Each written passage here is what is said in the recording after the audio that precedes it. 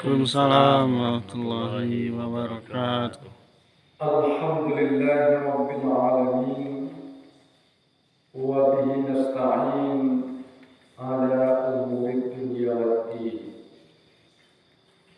Asyhadu an la ilaha illallah wahdahu la syarika lah wa asyhadu anna Muhammadan abduhu wa rasuluhu la nabiyya ba'da. Bapak Ibu jemaah salat subuh yang dimuliakan dan diberkati oleh Allah Subhanahu wa taala. Pada kesempatan yang mulia ini, mari kita bersyukur kepada Allah karena di subuh kali ini kita masih diberi kesempatan untuk melaksanakan kegiatan subuh pada hari ini. Selawat dan salam kita kirimkan buat junjungan alam Nabi besar Muhammad sallallahu alaihi wasallam. Allahumma shalli ala sayyidina Muhammad wa ala ali sayyidina Muhammad. Bapak Ibu jemaah subuh yang dimuliakan oleh Allah, pada pagi ini kita ingin mengambil dan mengutip sebuah ayat dalam Al-Quran, yaitu surat Ibrahim ayat yang ke-7. Ayat ini pendek, ayat ini singkat, tetapi memberikan pesan-pesan kepada kita untuk senantiasa kita menjadi orang-orang yang bersyukur dan berterima kasih kepada Allah Subhanahu wa taala. Allah berfirman, A'udzu billahi minasy syaithanir rajim. Bismillahirrahmanirrahim. Wa ista'adzana rabbukum la in syakartum la azidannakum wa la in kafartum inna 'adzabi lasyadid. Jika kamu, dan ingatlah tatkala Allah memaklumkan, jika kamu mensyukuri nikmat-Ku, niscaya Aku akan menambah nikmat itu kepadamu. Tetapi sekiranya kamu mengingkari nikmat-Ku, maka sesungguhnya azab-Ku sangat pedih. Bapak Ibu jemaah salat subuh yang dimuliakan oleh Allah, agar lebih terarah penyampaian kita pada kuliah subuh yang singkat ini, kita beri judul memenuhi undangan Allah. Bapak Ibu jemaah yang dimuliakan oleh Allah, barangkali kita pernah diundang oleh orang. Apakah diundang untuk sebuah hajatan? Apakah diundang untuk pesta perkawinan? Apakah diundang untuk hajatan-hajatan lain yang dilakukan sebagai warga kita, sebagai warga bermasyarakat? Kalau kita diundang oleh saudara kita, kalau kita diundang oleh handai taulan kita,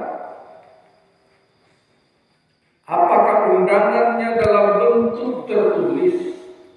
Apakah undangannya dalam bentuk panggilan lisan?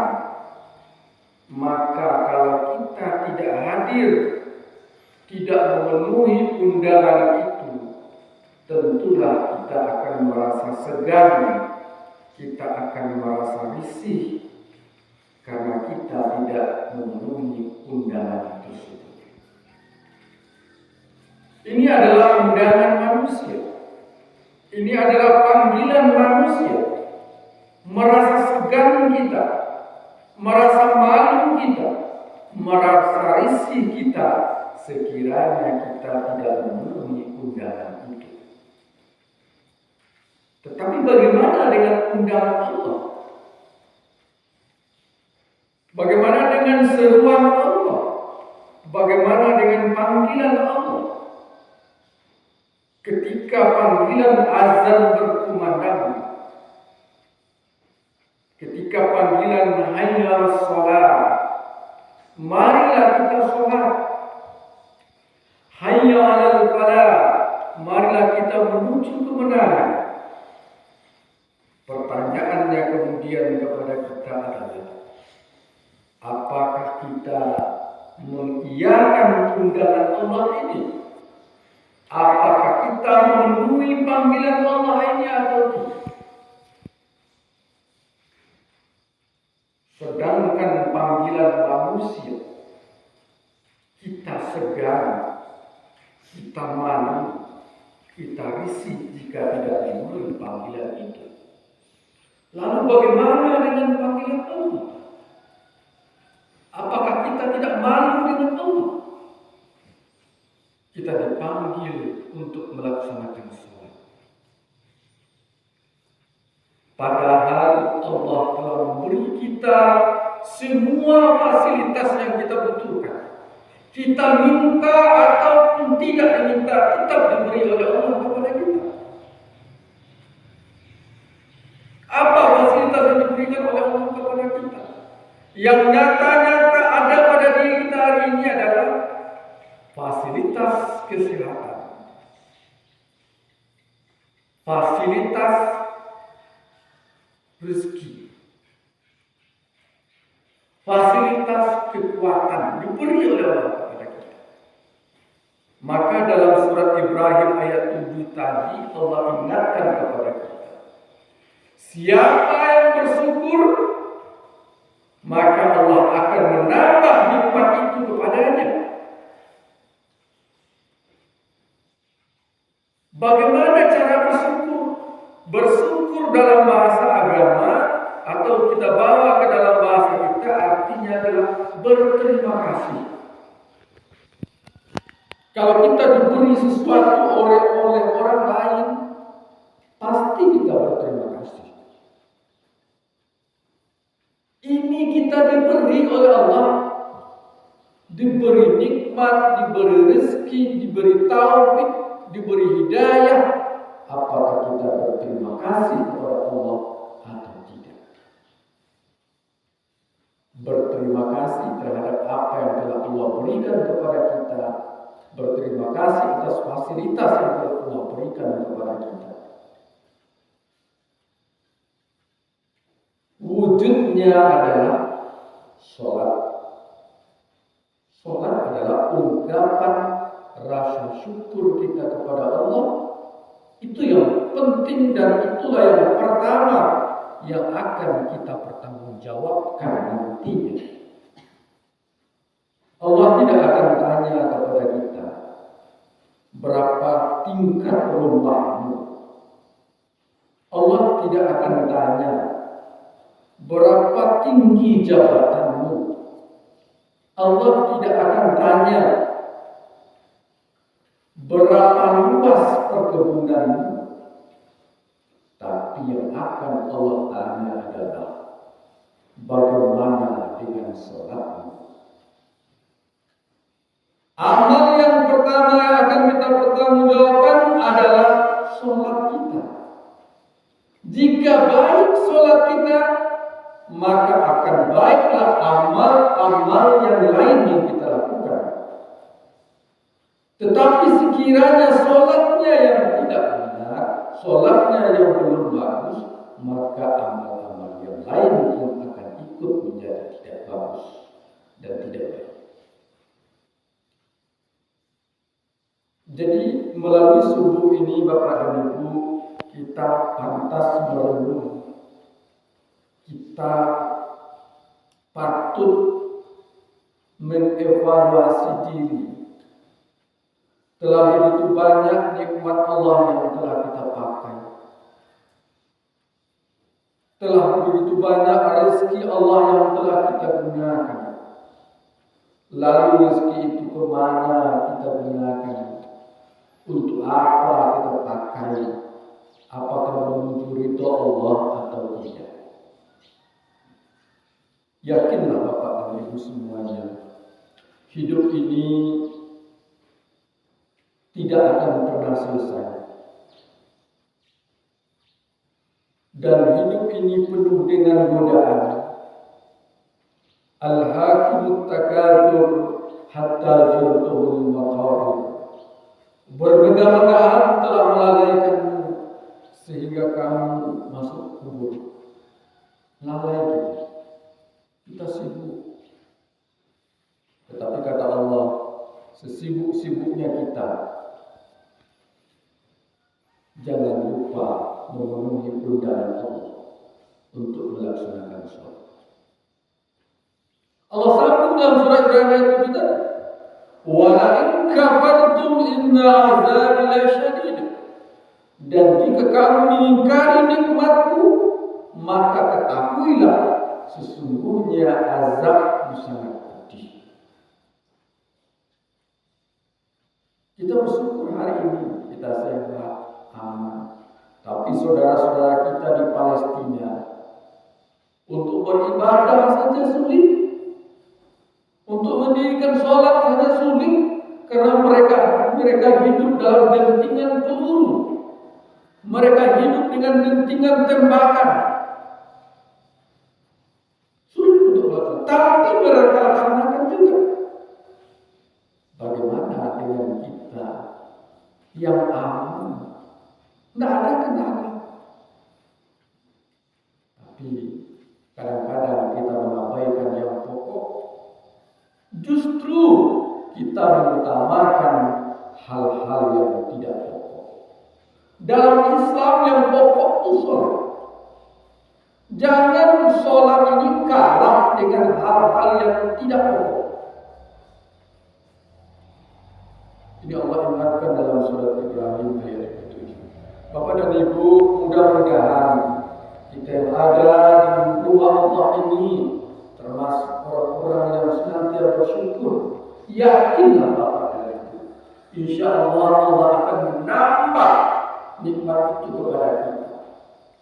Nikmat itu jangan selalu diukur dengan uang. Nikmat itu jangan selalu diukur dengan materi. Nikmat itu jangan selalu diukur dengan seberapa tinggi jabatannya. Nikmat itu jangan diukur selalu dengan seberapa bagus rumahnya. Bukan. Tetapi seharusnya diukur dari seberapa jauh nilai ketaatannya dan kepatuhannya kepada Allah Subhanahu wa taala. Allah menyuruh kepada kita, ya ayyuhallazina amanu atti'ullah wa atti'ur rasul wa ulil amri minkum. Hai orang-orang yang beriman, taatlah kepada Allah, taatlah kepada Rasul, taatlah kepada para pemimpin di antara kamu, taat kepada Allah. Bapak dan Ibu jangan cemas. Kenapa hidup saya seperti ini terus? Tidak maju-maju. Karena segala sesuatu yang diberikan oleh Allah ada hikmah dan pelajaran semuanya. Karena kaya itu ujian juga. Jabatan tinggi ujian juga. Diberi kita kekurangan ujian juga. Lalu siapa yang lulus ujian? Kalau dia diberi kelapangan rezeki, dengan kelapangan rezeki itu dia makin dekat dan taat kepada Allah. Lulus dia ujian. Orang diberi susah, diberi kesulitan, tapi dengan kesulitannya itu dia tidak berputus asa, tapi dia semakin dekat dan semakin taat kepada Allah. Lulus dia ujian. Yang parahnya apa? Kita diberi rezeki, kita diberi kekayaan berlimpah, tapi kita makin jauh dari ketaatan kepada Allah. Kita tidak lulus ujian. Apalagi kita diberi kesulitan, keadaan kita susah, kita makin jauh pula dari Tuhan. Kita makin jauh pula dari ketaatan. Bagaimana pintu rezeki dan pintu berkah itu akan terbuka? Pintu rezeki, pintu berkah itu akan terbuka ketika ketaatan itu kita wujudkan kepada Allah Subhanahu wa taala, terutama dengan mendirikan sholat. Mudah-mudahan dengan kuliah subuh yang singkat ini memberikan arti penting bagi kita bersama untuk selalu memperbaiki diri. Mari kita hitung-hitung diri kita Bapak dan Ibu. Usia kita sudah berapa? Sudah berapa kita gunakan? Seharusnya semakin bertambah usia kita, semakin bertambah ketaatan kita kepada Allah. Jangan sampai terjadi bertambah usia, tapi bertambah jauh kita dari Allah Subhanahu wa Ta'ala. Jangan sampai. Yang kita inginkan adalah bertambah usia, bertambah ketaatan dan kepatuhan kita kepada Allah Subhanahu wa Ta'ala. Demikian yang dapat kita sampaikan pada kuliah subuh pada pagi ini. Mudah-mudahan ada manfaatnya bagi kita bersama. Mari kita makmurkan masjid kita. Mari kita isi masjid kita. Tidak hanya sekedar bangunannya saja, tapi bagaimana kita mengisi ruh diri kita dan ruh masjid kita.